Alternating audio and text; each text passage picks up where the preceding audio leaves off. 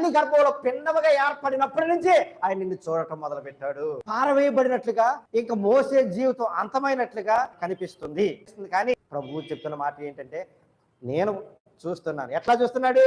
ఈ మోసే, నీకు తెలియదు నీ జీవితంలో ముందేం జరుగుతుందో, బట్ దేవుడు చూస్తున్నాడు. మోసే చేయవలసిన కార్యాలను చూస్తున్నాడు. మోసే ఇశ్రాయేలు జనాంగాన్ని విడిపించగా తీసుకురావడం చూస్తున్నాడు.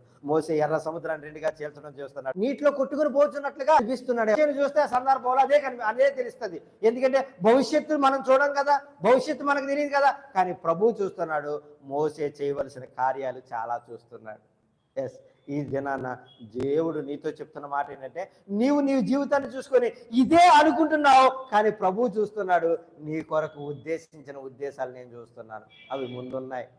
ఈరోజు నువ్వు నమ్ము, అవి ముందున్నాయి. ఆ ముందున్న ఉద్దేశాలను నువ్వు నెరవేర్చాలని, నెరవేరుస్తావని ఆయన చూస్తున్నాడు.